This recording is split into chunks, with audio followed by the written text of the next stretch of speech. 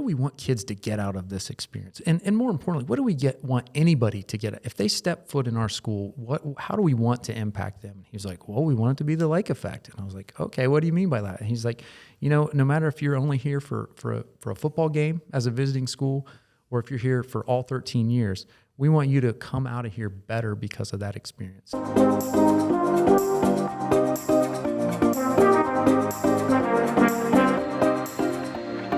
Welcome to the Small Nation Podcast, brought to you by CoverLink Insurance, where people are more important than policies. On this show, we unpack lessons from entrepreneurs, break down development strategies, and do deep dives on small town success. Our goal is to provide value to our listeners by hosting conversations that teach, inform, and inspire.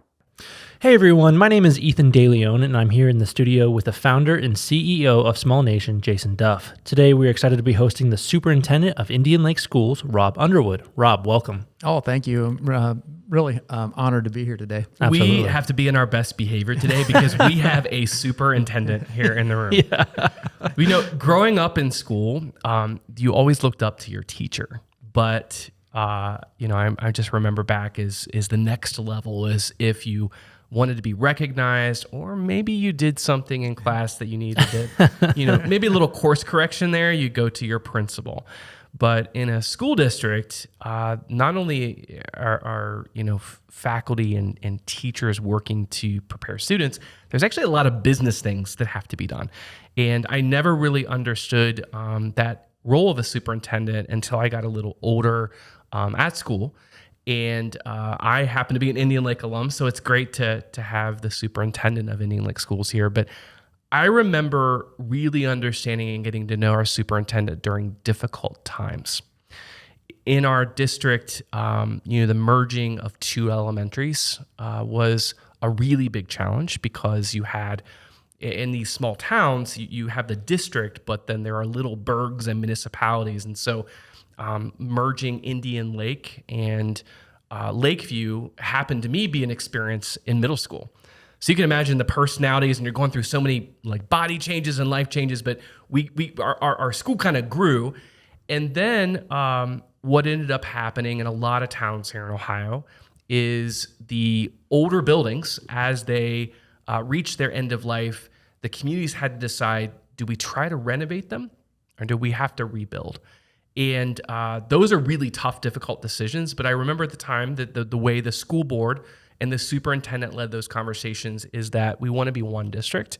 And by building a new campus in one place, that's where it came. So I started to understand that having a superintendent meant having a leader, and a leader that could lead conversations through community through difficult times. So on that note, Rob, it's great to have you here today. Yeah. But we want to get to know you a little bit. Sure. So tell us where you're from, and I imagined at 5 years old, you knew that you were going to be a superintendent. Yeah, I don't know if it happened that soon. But so I grew up just in the district north of Indian Lake Schools. It's called Upper Side of Valley, very rural, small district, really similar to Indian Lake. But I grew up, around the lake area. We went to the lake as kids and spent some time down there. And actually, coincidentally, I had your sister. I was a student teacher at Indian Lake, and I had your sister in class then. So we can bring all the good stuff about bring that up in the podcast. So went to a small school, spent about 5 years as a teacher, and then jumped right into the administrative game. That's kind of something I always saw myself doing and something that I wanted to do. And so was really, really lucky and landed a job at Indian Lake. My first assistant principal's job was there. And then actually went back to Ada schools for a couple years. And then when the head principal's job at Indian Lake opened up, I returned. Spent about 4 years in that position, and then I've been the superintendent for the last 7. Well, for those of you listening, you're generally pretty young. Yeah. And so it's pretty impressive that you're now in the duties and responsibilities of being superintendent at your age. Yeah, you're probably one of the youngest, maybe? When I took over, I think I was one of the younger ones, in the state. But I came in under some difficult circumstances. There was a transition from the previous superintendent, and I was just really lucky to be around a great team. And I think that's kind of what has lent to a lot of our success over the last few years. We just have such a great administrative team, and I know I can rely on those guys. And so, when I transitioned from the principal into this position, it was really pretty easy, to be honest with you, because those people were in place that I knew were going to be supportive, and they've just been a great team to work with. So wearing the teacher hat, working with students to understanding the leadership and administrative responsibilities, kind of walk us through that change for you, and then what you really need on a day-to-day basis to be effective. Sure. So you're talking about the transition from being a teacher to an administrator. Yes. There again, that was kind of like, I think they say, drinking from the fire hose kind of scenario. I had taught upper level AP classes, when in my time at Ada. So I transitioned into doing discipline and attendance all day long for the most part.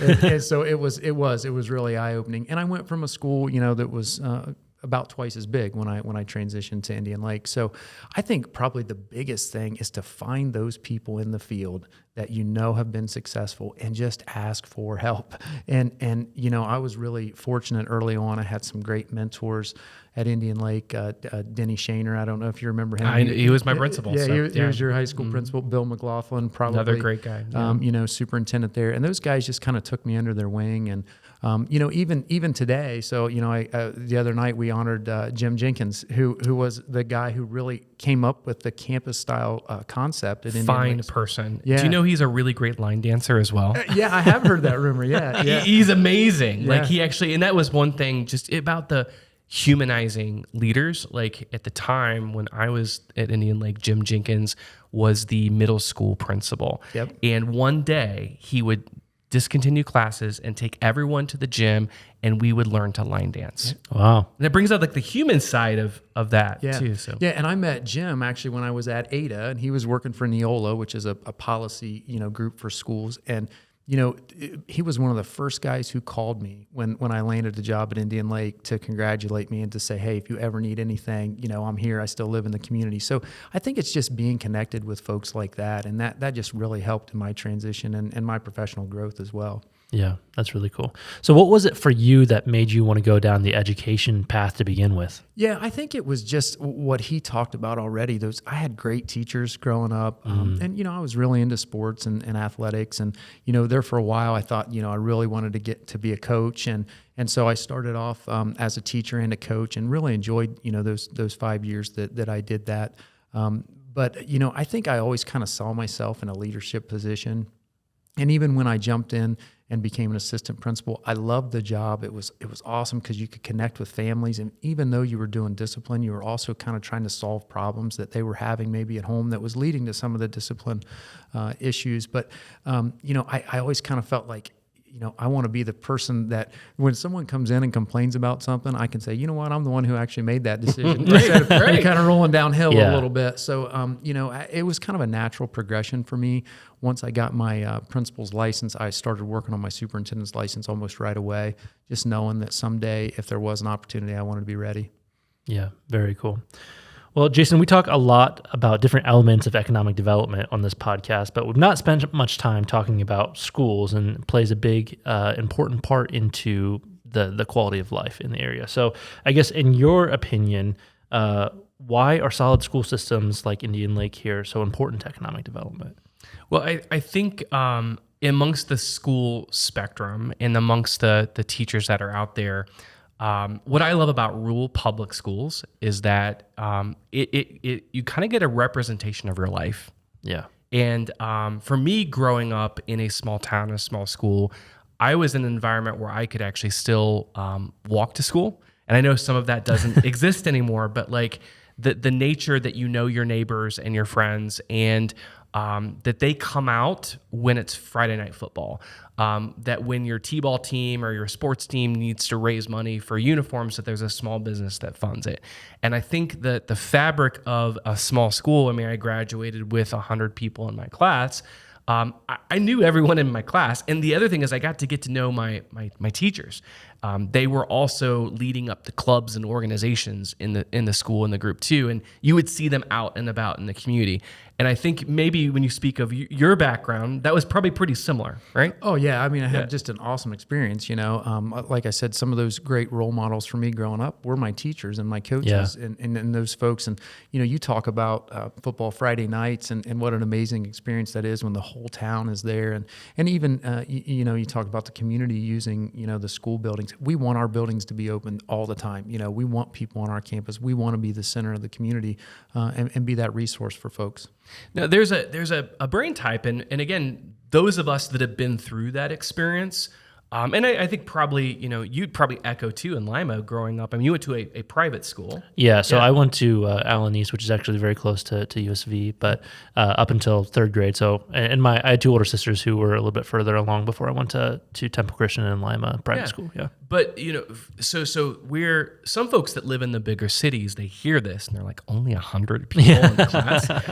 And then the next thing, and this is something that I did struggle with when I got to college.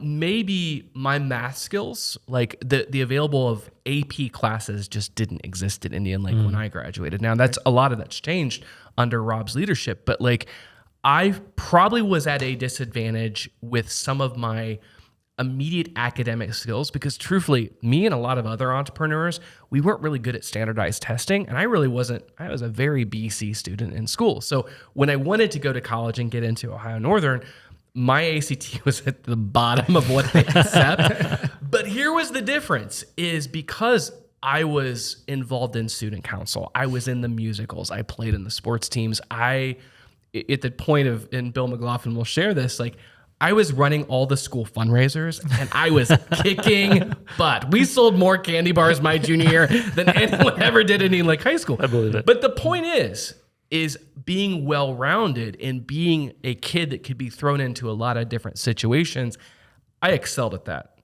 And so I guess as you think about creating the best ideal small district environment, what do you set out with the vision with your cohort of faculty and the values that you have in Indian Lake? Yeah, I mean, I think it's providing opportunities. Like I think it's so difficult. You mentioned this at some bigger schools. Like, you have to specialize maybe in sports. Like I'm not going to get to play varsity, right. Football, baseball, and basketball. And you probably experienced this at Temple Christian as well. You get an opportunity to be a participant, and to get some of those leadership opportunities. And so our goal at Indian Lake is just to provide as many opportunities as we can. And it's not just, athletics. We the last couple of years, we've had a grant called the 21st Century Grant, and we offer some after-school programming. And we've really tried to focus on those things that maybe just are not things that all kids get, right? So we have like a carpentry class. We've had esports team that's been sponsored through that process. We have an art club that does a lot of work in the community and a lot of things on storefronts and businesses.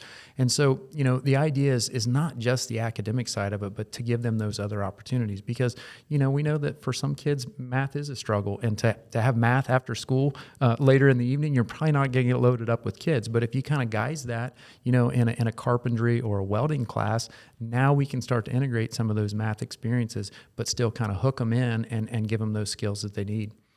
And Rob, can you speak? We're finally through research understanding that we don't all learn the same way. And I think as I think back in school, there were really some kids that got left behind. And now being an adult and going through what I know about personality types and the way people learn, how have things innovated with that?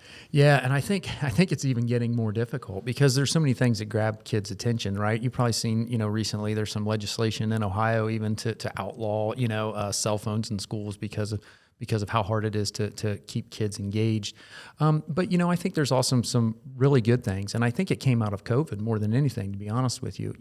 We had to kind of pivot really over a weekend and decide, what, we're gonna dedicate the resources to become a one-to-one district. We weren't before that, which means every student has a Chromebook, right?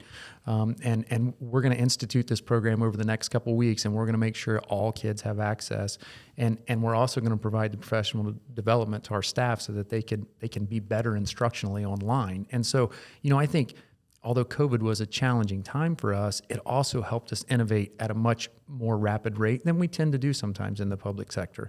So, I know that's an area we've improved on. Now, there's a lot of room for improvement. Don't get me wrong. We still have to, use a bell schedule, for example. And I would love to have a more open campus type, scenario, but we also have to make sure we know where kids are and follow some policies and procedures and some of those kind of things. But I think technology is the one thing that's different from when you and I were in school that has changed so much. All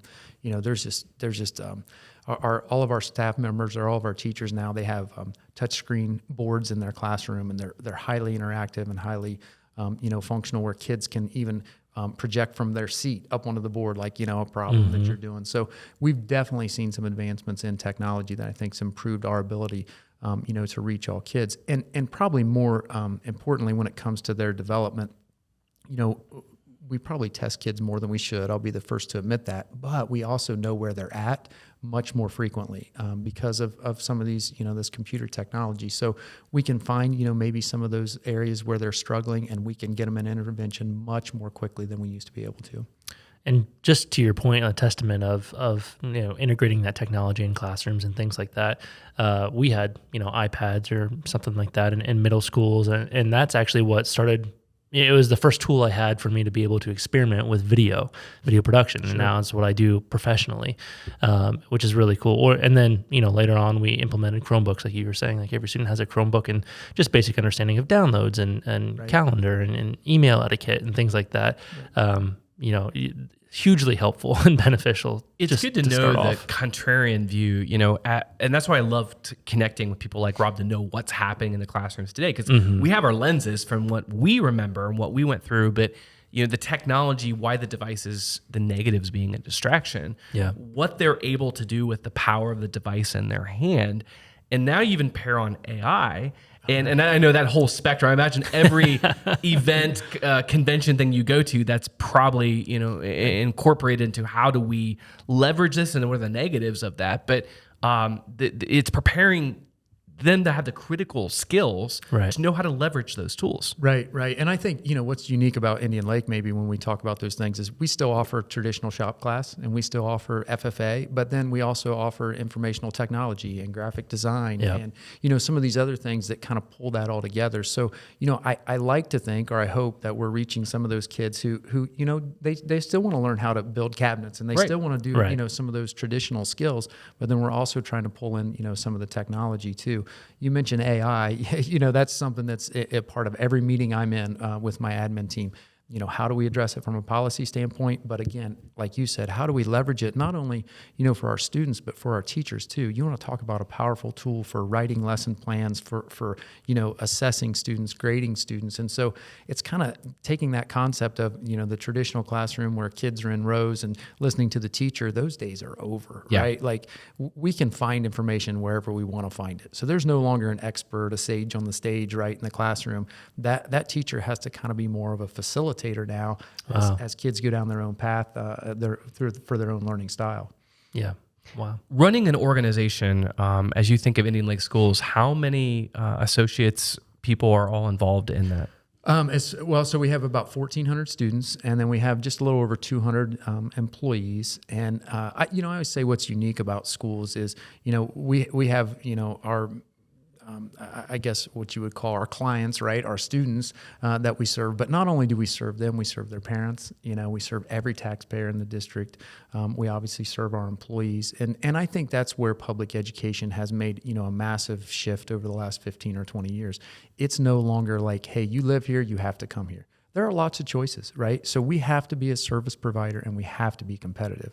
And for someone that maybe is from another state or doesn't understand, in Ohio, can you speak to what that school choice program is? Yeah, so in Ohio, I mean, it's pretty much wide open. It's one of the I guess the widest school choice states, in the U.S. And in that we now have a voucher system where families can take advantage of a voucher and take that money and go to a private school.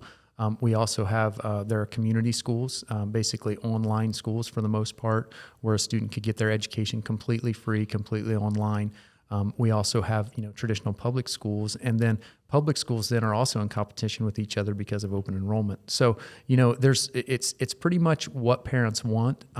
They can choose. One of the things that we've seen increase quite extensively since COVID is traditionally homeschooled kids. And so I'm not talking about the ones maybe who are online, through a virtual option. I'm talking about traditional homeschool kids. Wow. That number's about tripled for Indian Lake since COVID. Wow. Families just choosing to educate their child themselves. Interesting. So to have 200 plus employees, I imagine that a big part, we are in a really tight environment to find good quality employees. So what is your culture, and how do you attract and build a healthy vision and culture at Indian Lake Schools? Yeah, so I think something that we really focused on. It was right before COVID. Actually, we started training our entire staff, and one of the things that I've really focused on in my time there is we include everybody and everything, right? So we don't separate you out because you're in food service or because you're a bus driver. You're part of our team.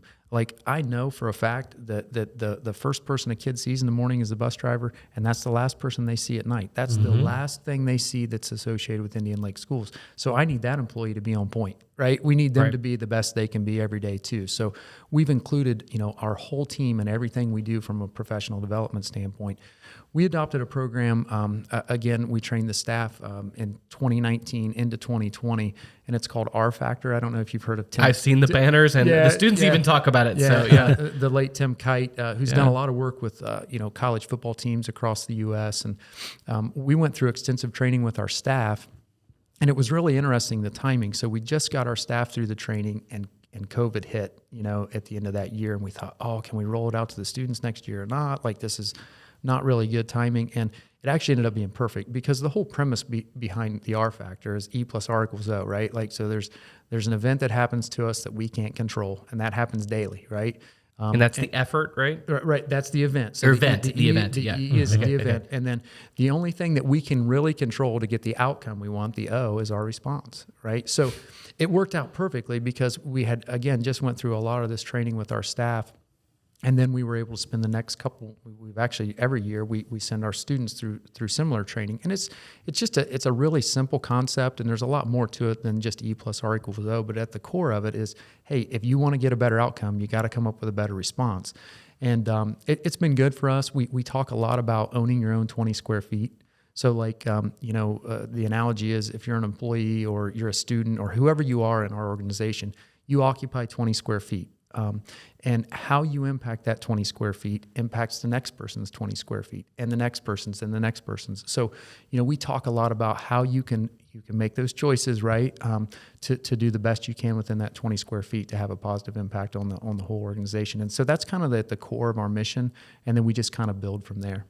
Yeah, I love that you're being so culture-minded, even in a school, and trickling that down, like you were saying. Even the students are regurgitating that information. So, and I think that's so important. I feel like more and more people focus on what's happening to them, and maybe take less responsibility for their response to those events. And COVID is a prime example. But I think here recently, we've talked about this on other podcast episodes as well. But the Indian Lake area just, went through a massive tornado disaster. And you mentioned, being a part of the community and how you can support and, being open doors to the community. Sure. So that was something that happened to you, right? But you guys chose to respond. So can you talk a little bit about that? Yeah. And so the tornado actually hit almost exactly 4 years to the day from the COVID closure. So, and it was really eerie. We spoke to our staff there that next week after the tornado, and it was just eerie, the similarities, all the unknowns. How are we going to rebuild? Who all is safe? Where's everyone at? Some of the same things we were experiencing through COVID. And so we kind of reminded our staff of those things we've learned, right? That it's really important how we respond and move forward. And we really focused on we have to be the support network for our families. Even if they don't have students in our school, they're still in our community, right? And we're still part of that community. So, it was a whirlwind that Thursday night when it hit. We immediately, sent out through social media that we would be open for anybody who needed shelter that evening. And it was interesting. We had, I'm going to say 60 to 70 volunteers show up that evening. So we only had, I think, a couple, actual tornado victims that were at the school, but we were just loaded up, with volunteers who wanted to help. It was amazing to see that. And then you probably saw on the news, all the supplies that started to come in. None of that was planned. I don't want to take any credit for anything that happened there, because it just started pouring in. And I think that speaks to Indian Lake. And it doesn't matter where I go. If I say I'm the superintendent of Indian Lake, it seems like everybody has an Indian Lake connection or story. I don't know if you experienced that or not, but it's just... There's a lot of history there. And it is a place because of the lake and it being a tourist attraction. A lot of family time was spent there. A lot of memories were created. And so when this EF3 tornado came through at its peak, it was about a half a mile wide. And the devastation kind of started in the Indian Lake District, starting over in the north side of the lake at Lakeview. And then it literally cut a path directly to some of the most, challenged areas of our communities, areas that had extreme poverty, and then also hit marinas, it hit restaurants, and really it hit the heart. I mean, when you drive through, you kind of get a sense when you watch the Weather Channel and you hear like these disastrous storm stories, but you never really think this can hit our home or our community. And just like when Rob said, when it did hit, the schools opened up and it became kind of a central command, because that was something. And I think when they think of their schools, it is a position and point to lead, because you have government and government's important, and you've got the business community and that's important, but it's kind of what I would call neutral ground, where people feel safe, or they feel like there's a position of clarity. And luckily the school for the most part was spared from the storm. So the facilities, we had electric and you had things going on. But I just want to emphasize the pictures for those of you that have not seen it. Within a few days, and maybe not even that, the gymnasium was packed with food and water and clothing, and the volunteers that showed up. Unfortunately, I never made it to the school because I was over in Team Lakeview. I mean, everyone kind of jumped in. This is what was neat. Right. Everyone kind of found their tribe, and we all knew and respected what everyone else was doing, but it was like that combination. But, the school overwhelmed is probably the worst at some point. It was just of support, and volunteers and stuff just kept showing up and showing up. Right. So I spent that Thursday night at the school, and I guess I want to say, when we talk about the culture that we have, one thing that I'm really proud about is that I have a great admin team, and I trust those guys, and I think that's really important when you're in a leadership position. And so, a lot of things started happening Friday morning that really was no result of anything I was doing. It was more of a result of, I think our people are empowered to make decisions, and they know that if they make a decision, it's not the right one, I'm not going to be upset. Hey, how can we fix it? And how can we move forward? And so they just started kind of springing into action. And I had a conversation with one of the chief of police that morning and said, hey, look, no one can get into the villages. It's a mess. People want to donate. What should we do? And I said, hey, maybe I can be like the distribution center. And it just kind of, organically moved forward from there. And then we started to do some interviews with local news stations. I thought everybody really wanted to talk to the superintendent, but I think everybody else was too busy. So I think that's why they kept coming to the school. But what we quickly learned is that schools are kind of uniquely positioned to handle things like this. And, I guess I should have known that all along. But, to your point, you mentioned how we're kind of trusted up front, right? A lot of people know how to get our number. We have a pretty good technology system in place already. We already have good social media in place. And we already kind of have the division of labor set up. So we immediately, like I had people in-house, my head of maintenance, Matt Hurley, Dustin Plikard, guys like that. They started organizing, getting the supplies in. And then, I had my transportation director. He started as early as Friday morning trying to figure out, hey, how can we open school back up? Where do we need to send the buses? And then we also had some of those kind of resources. So we used our school vans, and we were able to drive supplies into town when they were trying to limit the amount of people coming in. We could send one van clear full of stuff and get it right to the people on the ground who needed it. So we kind of had that at our disposal as well. We obviously have a school nurse, and we also have, our special needs teachers and our head of special education. They were able to reach out to those families who have severe, maybe medical needs and fragilities that we know about because we're in the school, right? And we were able to touch base with those folks really early on and make sure they were okay. And so, I think we were just kind of uniquely positioned. I've had a lot of people say, "Wow, how did you pull that off?" Because we filled the gym almost to the ceiling. By Saturday morning, we had some folks that were actually staying at the school as well. We opened our shower rooms up to them, and I should mention too, a lot of schools like us, even though we lost power initially, we have backup generators. So we also have some of those kind of resources, that people can rely on. We have a food service department, so they sprung into action and started making food for the volunteers. And so, all of those things kind of fell into place. And then, by Sunday, we had kind of became a shopping center for folks who needed supplies. And we had aisles set up for them to come in and get their goods. By Sunday, we realized, hey, we're going to have to kind of pivot back to being a school here at some point because, we had 1,200 kids who weren't directly impacted. And so it was really cool. I went home Saturday night thinking, hey, Sunday's going to be another day where people can kind of come in and get supplies. And then, Monday we'll start trying to figure this out. Well, a lot of the local churches had to cancel church Sunday morning. So guess what? Everybody who would have been in church that morning showed up at Indian Lake schools. Wow. And again, I think that kind of speaks to Indian Lake, right? It talks about how we all just pitch in and help one another. And so we start Sunday morning. By Sunday at 4:00, we had all the supplies moved to the Mark Center in town, and it was just an amazing thing to see. Wow. So when did you open up school then? Was it Monday then? So we opened up on Wednesday. Okay. So we spent the day Monday. Actually, our staff came to work, and we actually sent all of our teachers out just to try to connect with kids, which most of them already had. It was funny, I think I'm, being this great leader, I call all the teachers in and I say, all right, now I need you to touch base with every single student in your class today. And 90% of the teachers are like, yeah, we did that. Where you been? Next? Yeah, where you been? Yeah. So then they went out and kind of volunteered in the community. And then on Tuesday, we spent the day really engaged in some mental health, some trauma counseling for not only for our staff, but to kind of prepare them for helping students when they returned. And that's been a bigger piece than I anticipated, to be honest with you. Yeah. Even our admin team, when we went through it together, I was shocked at how much it had. I shouldn't say shocked. I just didn't realize how much it had impacted them. They had been going straight basically 24 hours a day for 3 or 4 days in a row, and it's a lot. And so we're still feeling a little bit of that. We're still offering services to our kids and to our staff who need it, but. I would say for the most part, we've been able to rebound really well, and I think our kids are somewhat back to normal.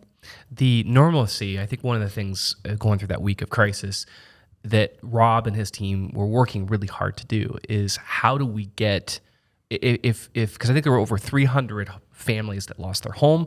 At some point, there were 56 students, I believe, that were deemed homeless, that were not back to school. Yeah, we had 86 originally. 86, okay. That was originally, and then...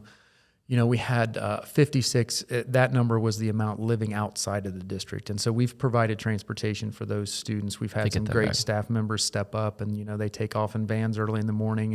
And so we've really started to stabilize that over time, but there are still several kids living outside the district. The normalcy of, kids that lost their homes, getting them connected with kids that didn't, but still felt the enormous, burden of what has happened in the community, getting them around others to be able to talk and communicate and feel like that was so important. And Rob and his team did that difficult work. Mm-hmm. But, the anxiety factor, and I noticed this, we're only, about 60 days out from the storm.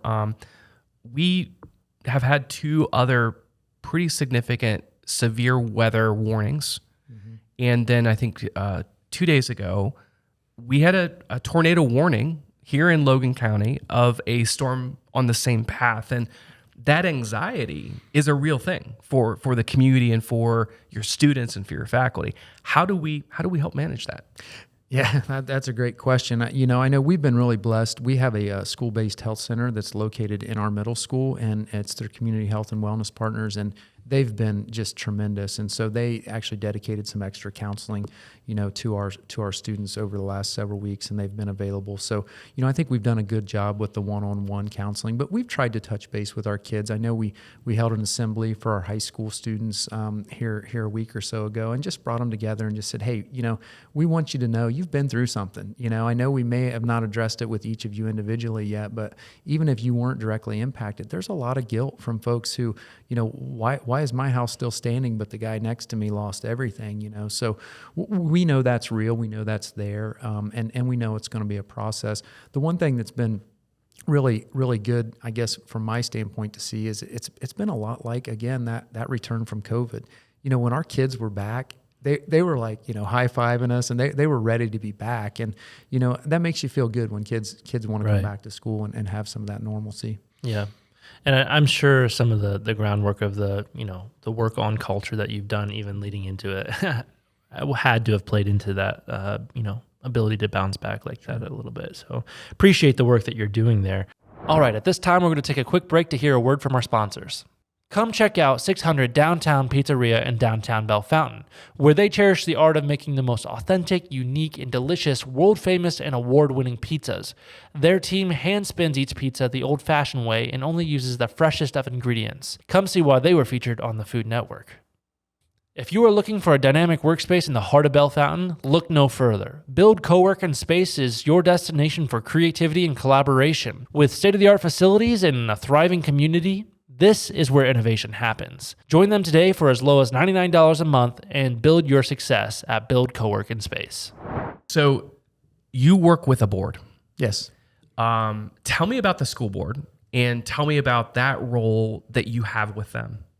Okay, so first of all, our school board is excellent. I'm not saying that just to make them feel good. They're elected, 5 elected officials, and so I have 5 different bosses. And it's interesting because I'm hired independent of the treasurer. So the treasurer certifies that the funds are available, but I'm kind of the one who signs off on any expenditures. And so the relationship with the board has been an interesting one in terms of I need to be fully transparent, and I know that. And so, I spend a lot of time weekly communicating with every board member, making sure they know, anything that's going on. If there was, maybe a situation like a discipline incident, or maybe some security issue, or maybe a major expenditure. We had hail as a result of the storm. It ruined about 80,000 square feet of roofing. So we're looking at a $2 million project that I'm hoping is covered by insurance, but there's a lot of things that the board has to approve through that process. And since we're a public entity, we will have to do bidding and different things like that. So there's a lot going on there with that. So, I try to keep them informed. The thing that's really good about my Board of Education is I think because I'm so transparent with them, they're transparent with me too. So if they have a complaint or if they have an issue from someone in the community, they let me know about it, and they know that I'm going to address it immediately. And so it's been a really good relationship. I've had 4 of the 5 board members have been on my entire time, and the 5th one, Shannon, I know personally, she does a great job. So it's unique to have a board like that you have to answer to. But I told someone this. I learned it really quickly. Actually, after becoming a superintendent, you see a lot of things in the media, and I thought, when I come in and I'm a superintendent, I have to figure out a way to just stand up to the unions and be this kind of iron-fisted leader. But what I quickly found was that my job was to show 5 board members the great work that our people do, so that they can tell the public. And that's kind of been my approach. I'm very transparent when we make a mistake, but I want them to know too the good work that our folks do every day. I respect that, and I appreciate people that will serve in any capacity today. Mm-hmm. Of course, whether it's you're leading your T-ball team or being on a committee at your Chamber of Commerce, that is not an easy role, because being on a board or being the leader, you have to hear the public's complaints and concerns. I'm going to ask you, you take in a lot of inputs. I imagine your day, there's probably more criticisms than there are compliments. Mm-hmm. What do you do to recharge and to fill up as a leader, to stay strong for your organization? Yeah, that's a good question. I mean, I think, like I said before, I think the team I'm surrounded with, I'm really blessed to have a great team. But, for me, I love my job. So, yeah, there is some criticism. I think we found early on that it's really, really important in this era of social media to make sure you're sending out a positive message, because it's really hard for us to respond. If someone can throw out whatever they want, it may not even be factual. And I'm sure you guys deal with that as well. And so we try to, kill them with kindness, as they say, and get a lot of that positive messaging out ahead of time. But just staying true to our core and to our mission, right? I think that's really, really important. And I think the other thing is you got to have fun at work. And we talk a lot about that with our admin team. Like, if you're not enjoying what you're doing, you're not going to be effective. So we talk a lot about making sure you're having fun while you're there. And then for me personally, I've got a great family. I've got 4 kids and an amazing wife. So, when I'm away from work, I try to put the phone down and try not to answer it unless it's something really, really important, and just spend time with them. Love that. And then doing things that are different than anyone else out there. One thing I know from the outside, and it's probably been 10 years, but time flies, it might have been longer ago, Indian Lake appointed a public information officer. Mm-hmm. And at the time, that was a really new thing in the county schools. That didn't, I think you might have been the first, right. But having someone that could get information out about what's happening in the schools. What's interesting, that at the time had to be probably a pretty innovative, bold thing to do. Yeah. But now that trend is pretty consistent, that schools are seeing the value of that. Can you walk me through that position and how you utilize it? So I kind of feel like we have the model of that position. We have Jamie Ross. I'm sure you know Jamie. And just she had an extensive background, in reporting and really, really understands our community, more importantly. So she came in when I was still the high school principal, so she was in that capacity a couple years before I became superintendent. But I would almost consider her an assistant superintendent at this point. I will be the first to admit I'm not great when it comes to social media, really because I don't want anything to ever be out there that could damage the school from something personally that I've done. So, I don't have a big social media presence. I follow people, but I kind of leave that up to her. So she's done just a tremendous job. She lets me know, like, hey, so-and-so had a question about this. How do you want me to respond? And she's really good about getting that to me. So, we're able to stay in connection with our community really all the time. And that's been huge for us. And, as you mentioned, it kind of has become the model for other schools around. And I think just about everybody has a PR specialist now. We actually had hired her originally through the ESC, but we've taken her on now as a full-time staff member. I could never see that position going away in today's climate. A really innovative thing that now, like you said, I think Indian Lake has proven that that's a really great model. Yeah. And, Jamie reaching out to me, she introduced me to 2 other really unique programs that you have in the schools. One is called Guys with Ties, yeah, and then Girls with Pearls. Can you tell us about those groups? Yeah. So Guys with Ties, I think you've spoken to that group, and I have as well. And so, again, we just kind of empower our staff members to take the lead on things. And that came through Jacob Dodds. He's actually a psychology assistant for us. And he had seen it in another school somewhere. And he's like, hey, I'd like to see if we can make this go here. And so the Guys and Ties went for a year. And then the Girls and Pearls kind of came after that. But it's really just, kids volunteer to be in the group. It's for middle-aged school kids. And the idea is just to kind of teach them some etiquette and some things that maybe we're missing, these days. And, I really enjoy those discussions with those students. And I think it's been a great program.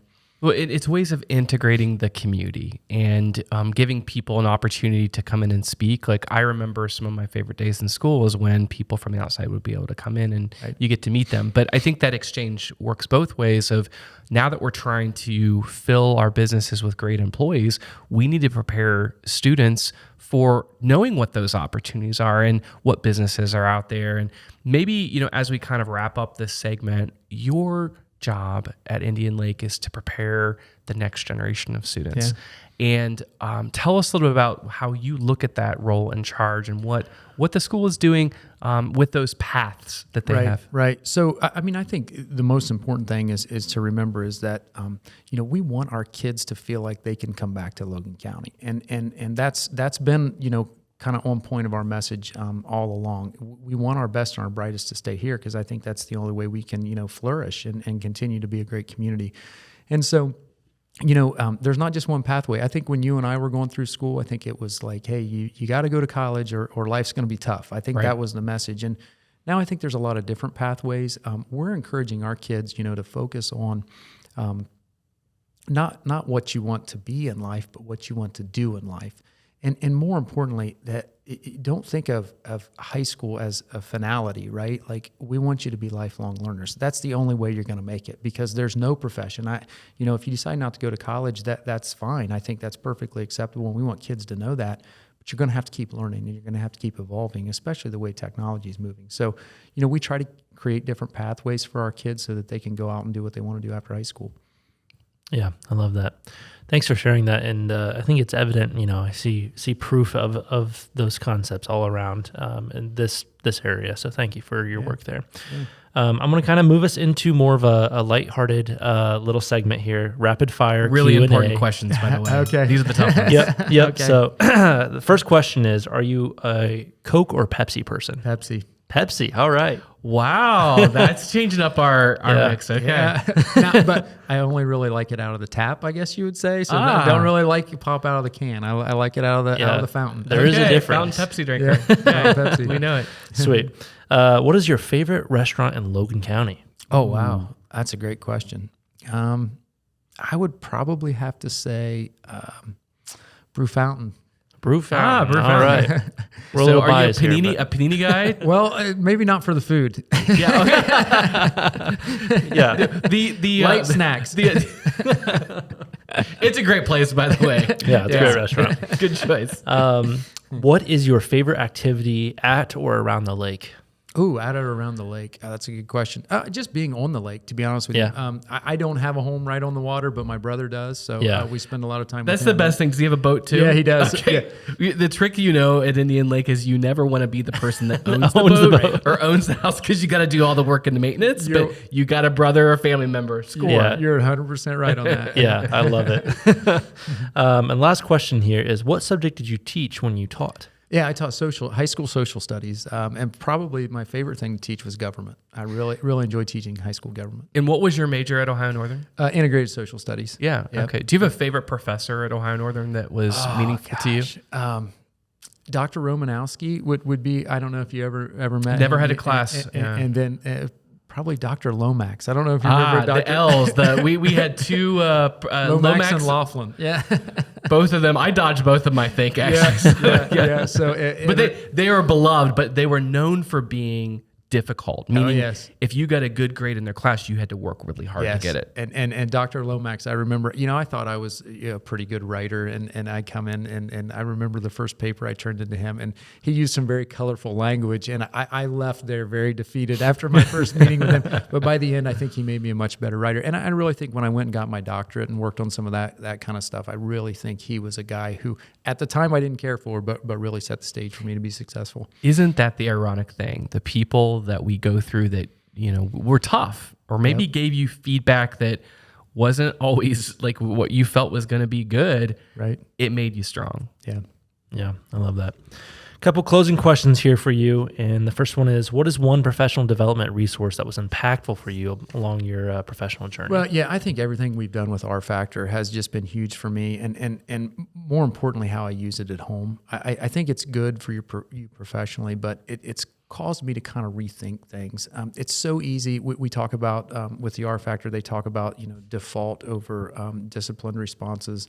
And I think sometimes it's just really easy to get in a rut, and to just go through the day, right? And so it really helped me to be more disciplined in how I approach the day and how I approach just anything in life, and really be more in touch with my family at home. Yeah, no, I appreciate you sharing that. And quickly, while we're talking about that, tell me what the lake effect is. I've seen some of this in some of your marketing material, but I think it ties into what you're talking about. Our high school principal, Kyle Wagner, actually came up with the lake effect. And, we were just kind of brainstorming one day as an admin team. We were like, what do we want kids to get out of this experience? And more importantly, what do we want anybody to get? If they step foot in our school, how do we want to impact them? He was like, well, we want it to be the lake effect. And I was like, okay, what do you mean by that? And he's like, no matter if you're only here for a football game as a visiting school, or if you're here for all 13 years, We want you to come out of here better because of that experience. And so that's just the whole idea behind it. It's the lake effect. If we touch you in some way, we want it to be positive. And ironically, I brought this with me today too. So our theme for this year, this is really ironic considering we talked about the tornado, but we had this all over our school, leading up to the tornado, not knowing the tornado was coming. But you cannot control the wind, but you can adjust the sails. And that's kind of been our motto all year as a staff and for our students. And then we get to this point and how relevant it was. Yeah, that's it. That message right there. And Rob, I think your service of instilling those values and stepping up the plate in some of these really challenging times, whether it's COVID or the tornado, thank you for leading our community. And thank you for also investing and inspiring the next generation of teachers and of students, and helping build the pipeline for really great talent that we hope we can keep them living here. Because like you said, there is awesome opportunities and unlimited hometown opportunities. Absolutely.